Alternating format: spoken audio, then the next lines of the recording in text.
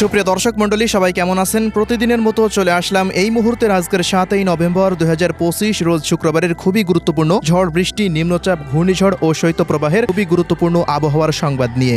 অবশেষে দুই বাংলায় কেটেছে টানা তীব্র ঝড় বৃষ্টির দাপট। এবার ঘূর্ণিঝড় মন্থা ও লঘুচাপের ক্ষয়ক্ষতির রেশ কাটিয়ে উঠতে না উঠতেই আবারও চলতি নভেম্বর মাসের শেষ সপ্তাহে শক্তিশালী নিম্নচাপ ও নতুন ঘূর্ণিঝড় নিয়ে দুঃসংবাদ দিল বাংলাদেশ ও আলিপুর আবহাওয়া দপ্তর। নিম্নচাপ বা ঘূর্ণিঝড়ের হাত ধরে বাংলায় আবারও প্রবেশ করতে পারে আরেকটি বৃহৎ বৃষ্টি বলয় তুফান। এদিকে বিদায় মেঘ বৃষ্টি, বাংলার দিকে ধেয়ে আসছে তীব্র শৈত্যপ্রবাহ। তো প্রিয় দর্শক, পরবর্তী 24 থেকে 48 ঘন্টা কেমন থাকতে পারে ভারতের পশ্চিমবঙ্গ, আসাম, মেঘালয়, ত্রিপুরা ও মিজোরাম রাজ্যের আবহাওয়া পরিস্থিতি, পাশাপাশি বাংলাদেশের 8 বিভাগের 64 জেলার প্রত্যেকটা জেলার বিস্তারিত আবহাওয়া আপডেট তুলে ধরবো আজকের এই ভিডিওটিতে। কে কোন জেলা থেকে দেখছেন ঝটপট কমেন্ট করে জানিয়ে দিন। নিয়মিত আবহাওয়ার সঠিক তথ্য পেতে আমাদের ইউটিউব চ্যানেলটিকে এক্ষুনি সাবস্ক্রাইব করে রাখুন। তো চলুন জেনে নেওয়া যাক এক নজরে। প্রিয় দর্শক, প্রতিদিনের মতো আমরা সরাসরি এ পর্যায়ে চলে আসলাম উইন্ড অর্থাৎ বায়ুঝাপটা মোডে। শুরুতে এই মুহূর্তে দেখে নেব আগামী কয়েকদিনের মধ্যে বঙ্গোপসাগরে নতুন কোনো ঘূর্ণিঝড় তৈরি হওয়ার সম্ভাবনা আছে কিনা।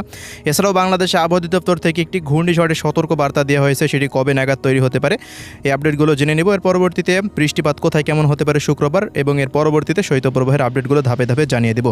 তো প্রিয় দর্শক, এই মুহূর্তে আজকের আবহাওয়ার রিপোর্টে দাঁড়িয়ে দেখা যাচ্ছে যে বঙ্গোপসাগর পুরোপুরি স্বাভাবিক অবস্থায় ফিরে এসেছে এবং সমুদ্র বন্দরগুলো থেকে 3 নম্বর সতর্ক সংকেত নামিয়ে ফেলতে বলা হয়েছে। লঘুচাপটি দুর্বল হয়ে ইতিমধ্যে সেটি কিন্তু বিলীন হয়ে গেছে। আগামী 15 তারিখ পর্যন্ত বঙ্গোপসাগর পুরোপুরি স্বাভাবিক অবস্থায় থাকতে পারে। এই সময়ের মধ্যে বঙ্গোপসাগরে নতুন কোনো সিস্টেম, লঘুচাপ, নিম্নচাপ বা ঘূর্ণিঝড় তৈরি হওয়ার কোনো সম্ভাবনা নেই। তবে প্রিয় দর্শক, 15 তারিখের পর আগামী 19 তারিখের পর হতে বঙ্গোপসাগর আবার উত্তাল হতে শুরু করে দিতে পারে এবং ওই মুহূর্তে একটি নতুন সিস্টেম তৈরি হতে পারে যা নিম্নচাপ বা ঘূর্ণিঝড়েও পরিণত হওয়ার সম্ভাবনা রয়েছে। বাংলাদেশের আবহাওয়া অধিদপ্তরের পূর্বাভাস মতে সেটি সাধারণ ঘূর্ণিঝড় আকারে দেশের দিকে ধেয়ে আসতে পারে এবং তীব্র বৃষ্টি বলয় নিয়ে দেশের মধ্যে প্রবেশ করতে পারে। তো এবার জানিয়ে দিচ্ছি শুক্রবার কোন কোন অঞ্চলগুলোতে বৃষ্টিপাত হতে পারে, মানে ভারতের পশ্চিমবঙ্গ সহকারে আসাম, মেঘালয়, ত্রিপুরা এবং বাংলাদেশের 8টি বিভাগের 64 জেলায় কোন কোন অঞ্চলগুলোতে বৃষ্টিপাত হতে পারে সেই আপডেটগুলো আমরা এবার দেখে নিব। তো প্রিয় দর্শক, এই মুহূর্তের আপডেট অনুযায়ী দেখা যাচ্ছে যে দেশের 8 বিভাগের 64 জেলার কোনো অঞ্চলেই দেখুন বৃষ্টিপাত কিন্তু 0 মিলিমিটার দেখাচ্ছে। কোনো অঞ্চলে তেমন কিন্তু বৃষ্টিপাতের আশঙ্কা করা যাচ্ছে না। ভারতের আসাম, মেঘালয়, ত্রিপুরা, মিজোরাম রাজ্য, বাংলাদেশের ঢাকা, খুলনা, বরিশাল, চট্টগ্রাম, সিলেট, ময়মনসিংহ রাজ্য বিভাগের কোনো অঞ্চলে শুক্রবারের দিন তেমন কোনো ভারী বৃষ্টিপাতের আশঙ্কা নেই। দু এক স্থানে আকস্মিক বৃষ্টিপাত হতে পারে, তবে আকস্মিক বৃষ্টিপাতের আপডেট কিন্তু এই মুহূর্তে রাডারে তুলে ধরতে পারছে না। মানে আকস্মিক বৃষ্টিপাত হঠাৎই হতে পারে। তবে আমাদের আবহাওয়ার পূর্বাভাস মডেলের তথ্য অনুযায়ী পরবর্তী 24 ঘন্টার মধ্যে সারা বাংলাদেশ এবং আসাম, মেঘালয়, ত্রিপুরা, মিজোরাম রাজ্য, পশ্চিমবঙ্গের কোনো অঞ্চলে তেমন কোনো ভারী, মাঝারি, হালকা মানের বৃষ্টিপাত হওয়ার সম্ভাবনা নেই ইনশাল্লাহ। এই মুহূর্তে তীব্র রৌদ্রোজ্জ্বল আবহাওয়া বিরাজমান থাকবে। দিনের তাপমাত্রা আস্তে আস্তে অনেকটাই কিন্তু কমতে থাকবে। এই মুহূর্তে আপনারা আরামেই রোদের কাজগুলো সেরে নিতে পারবেন। 9 তারিখের আবহাওয়ার রিপোর্টেও দেখা যাচ্ছে যে সারাদিনই আকাশ পরিষ্কার রয়েছে, তেমন বৃষ্টিপাতের সম্ভাবনা নেই। 10 তারিখেও দেখা যাচ্ছে যে দেশের প্রত্যেকটা অঞ্চলের আকাশ পরিষ্কার অবস্থায় থাকছে। ভারতের পশ্চিমবঙ্গ, পুরো বেঙ্গল জোনে তেমন কোনো আর বৃষ্টিপাতের সম্ভাবনা দেখা যাচ্ছে না। বৃষ্টি বলয় কিন্তু অলরেডি বিদায় নিয়ে নিয়েছে এবং 11 তারিখ, 12 তারিখ, 13 থেকে 15 তারিখ পর্যন্ত তেমন কোনো বৃষ্টিপাতের আশঙ্কা নেই। দীর্ঘমেয়াদী আবহাওয়ার পূর্বাভাস মডেলের প্যারামিটারের তথ্য অনুযায়ী 20 তারিখ পর্যন্ত পুরো বেঙ্গল জোনে তেমন কোনো আর বৃষ্টিপাতের সম্ভাবনা নেই ইনশাল্লাহ। এছাড়া প্রিয় দর্শক, আগামী 20 নভেম্বরের পর বঙ্গোপসাগরে নতুন একটি সিস্টেম, ঘূর্ণিঝড় তৈরি হতে পারে, যার দ্বারা কিন্তু আবারও বাংলার দিকে ধেয়ে আসতে পারে ভারী বৃষ্টি বলয়।